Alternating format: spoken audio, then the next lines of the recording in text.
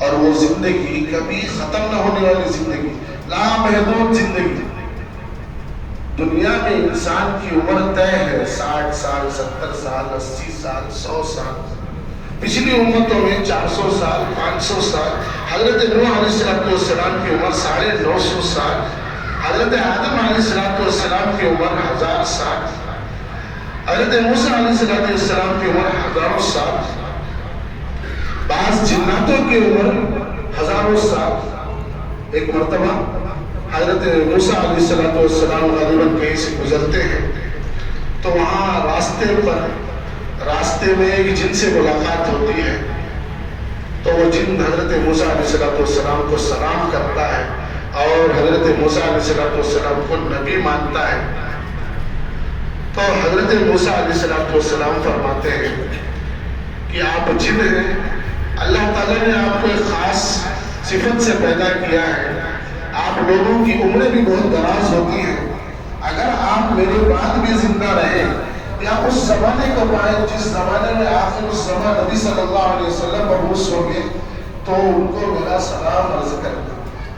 یہ جناتوں کی زندگی انسانوں کے مقابلے۔ تو بہرحال بالا در بالا لوگ جنت میں رہیں گے اور وہاں کی زندگی جو ہوگی لامحدود زندگی ہوگی، جس میں پرندوں کا گوشت، نوجوان خدمت گزار حوریں جو اللہ تعالیٰ کے احکام پر، نبی صلی اللہ علیہ وسلم کے بتائے ہوئے طریقوں پر زندگی بتائے گا، جس طریقے سے دین کا حق ہے اس پر چلے گا اور اپنے آپ کو اللہ کے ڈر سے اور حقوق اللہ اور حقوق العباد کے ساتھ بتائے گا، اس کے لیے انعامات اور نعمتیں سورہ واقعہ میں بیان فرمائی ہیں کہ وہ جو چیز کا تصور کرے، مثال کے طور پر جنتی اگر صرف تصور کرے کہ مجھے یہ گوشت پرندے کا کھانا ہے۔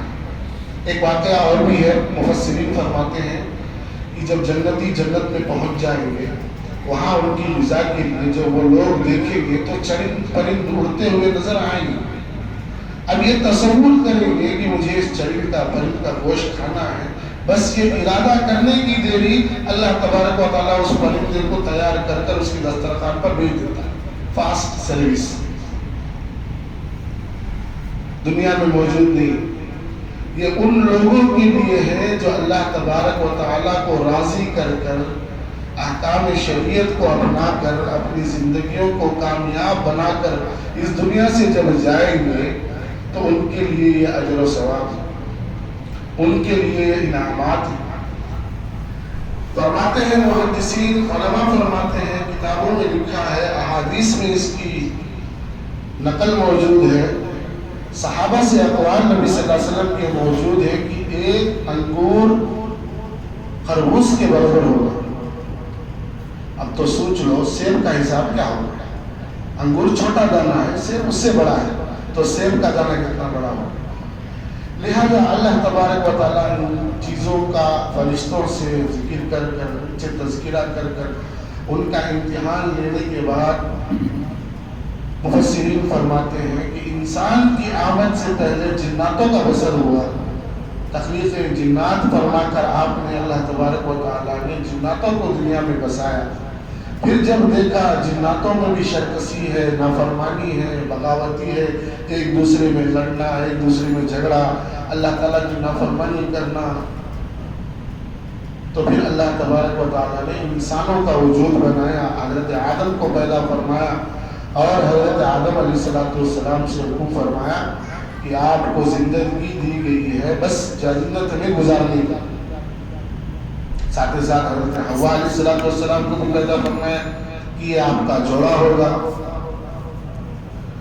پھر آپ کو جنت میں مقیم رہنا ہے، اور اس کے ساتھ تاکید فرمائی پہلا انسان کا سبق، پہلا امتحان جو انسان سے لیا گیا اللہ کی فرما برداری کا، وہ حضرت آدم علیہ السلام سے یہ تھا، اللہ تعالیٰ نے فرمایا کہ دیکھو جنت میں رہنا ہے، کھانا ہے، پینا ہے، سکون میں آیا، پینا بھی میسر ہے۔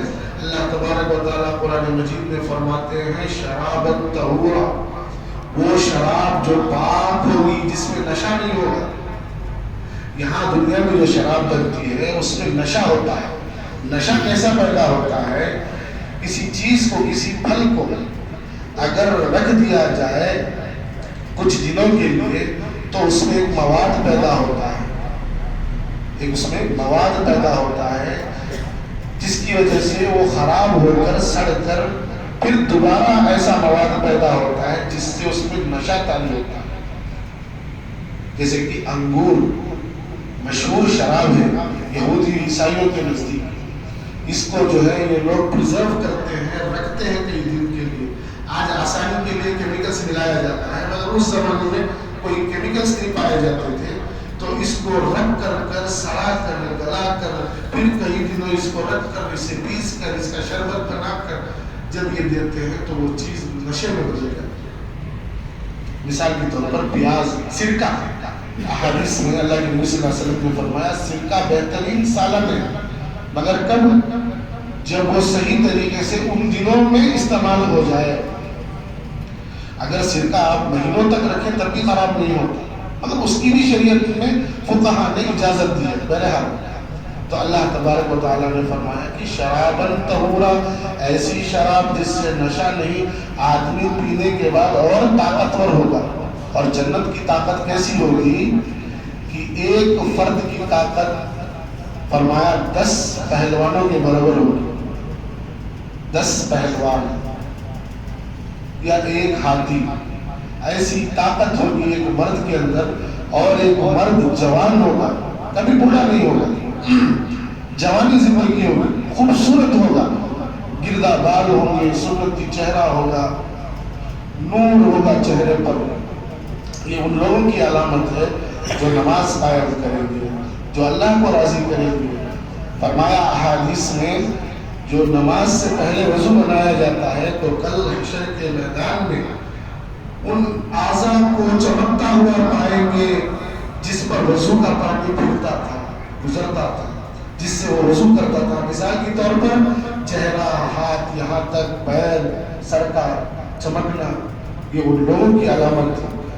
تو بہرحال اللہ تبارک و تعالیٰ ان تمام چیزوں کا تذکرہ فرما کر حضرت آدم سے فرمایا کہ دیکھو یہاں میری فرما برداری صرف اتنی کرنی ہے، کوئی نماز، روزہ، زکوٰۃ، حج، کلمہ کچھ نہیں، صرف اتنا کرنا ہے. یہ جو ایک درخت ہے، درخت زقوم، کیکر کا درخت، اس درخت کے پاس تمہیں نہیں جانا. کھانا تو دور کی بات، جانا نہیں. شاید آپ لوگوں کو پتا ہو ہمارے پڑھنے کے زمانے میں ہمارے نانا مرحوم حافظ صاحب رحمۃ اللہ علیہ اکثر نصیحت فرماتے تھے کہ دیکھو املی کا جھاڑ جو ہوتا ہے اس کے نیچے کبھی نہیں جانا، اور املی کا استعمال مرد جتنا کم کرے اس کے لیے بہت اچھا ہے. ہمیں بزرگ کی بات سمجھ میں تو آتی تھی مگر پلے نہیں پڑتی تھی، وجہ نہیں سمجھ میں آتی. جسمانی کمزوری پیدا کرتا ہے اور املی کے استعمال سے ذہن بھی کمزور ہوتا ہے. اب یہ چیز عورتوں کے لیے فائدہ مند ہے، املی عورتوں کے لیے فائدہ مند ہے. بہرحال یہ دوسری بحث ہے. تو اللہ تبارک و تعالیٰ نے حضرت آدم علیہ السلام سے فرمایا کہ تمہیں رہنا ہے، کھانا ہے، پینا ہے، مگر اس درخت کے قریب نہیں جانا ہے. طویل واقعہ ہے جس میں شیطان حضرت حوا کو بہکاتا ہے، پھسلاتا ہے، بہانے کرتا ہے، کہتا ہے کیا ہے ایسا اس درخت میں حوا، آخر کیا وجہ ہوگی جو اللہ نے تمہیں اس درخت کے پاس جانے سے منع کیا ہے، دیکھ لو کیا ہوتا ہے. تو حوا علیہ السلام انکار کرتی رہتی ہے کئی دفعہ. تو پھر حضرت آدم کے پاس جاتا ہے اور کہتا ہے کہ کیا وجہ ہو سکتی ہے آدم اس درخت کے قریب نہ جانے کی، ایک بار جا کر دیکھو، ایک بار تو پتہ کرو، اس کے قریب جاؤ. حضرت آدم فرماتے ہیں میں نافرمانوں میں شمار کیا جانا مجھے پسند نہیں ہے، اللہ کے عذاب میں پکڑ میں آنا مجھے یہ گوارا نہیں ہے. دھتکارتے ہیں شیطان، مگر وہ اپنی چالوں میں لگا رہتا ہے. جس طرح ڈالی تو اس وقت نے جو سجدہ کرنے سے انکار کیا، اس کے بنسبت اس نے قسم کھائی تھی کہ اس انسان کے بدلے میں نے اللہ کے گھر کا باہری حصہ دیکھنا پڑا، اللہ کے گھر باہر کر دیا، اللہ کے گھر سے، آسمانوں سے، اللہ کے قریب سے مجھے باہر کر دیا گیا، تو میں اس کا دشمن ہوں، انسان کا دشمن ہوں، تو لہٰذا قیامت تک آنے والے انسانوں کو میں بہکاتا رہوں گا۔ یہی کام وہ کرتا رہا، حضرت آدم سے کبھی حوا سے، کبھی آدم کے پاس جاتا علیہ السلام، کبھی حوا علیہ السلام کے پاس جاتا۔ مگر علماء لکھتے ہیں انسان کے اندر بنسبت عورت کے مادہ مضبوط ہوتا ہے، ذہن، دل، قلب کے اندر اللہ کا خوف بھی مضبوط ہوتا ہے، اور نافرمانی پر انسان مرد جو ہے بہت کم مائل ہوتا ہے بنسبت عورتوں کی۔ مگر عورتوں پر یہ ہر بار شیطان کا کام کر گیا، اس نے بہکایا، حضرت حوا اور آدم علیہ السلام نے دانا کھایا، جس کی وجہ سے وہ بھی شیطان کی طرح جنت سے نکالے گئے، زمین پر بھیجے۔ طویل واقعہ، یہاں آنے کے بعد دنیا میں بھی آپ نے کئی سال، مفسرین لکھتے ہیں کہ آپ نے 40 سال تک آسمان کی طرف نظر اٹھا کر نہیں دیکھا، اس شرمندگی سے کہ میں وہاں سے اللہ کا نافرمان بن کر بھیج دیا گیا۔ آپ اور علماء نے 40 سال لکھا، 400 سال بھی لکھا، اللہ عالم الصواب، 40 کی تعداد، کم کی تعداد اگر رکھی جائے تو بہرحال ایک خاص سبب سے اللہ تبارک و تعالیٰ نے حضرت آدم علیہ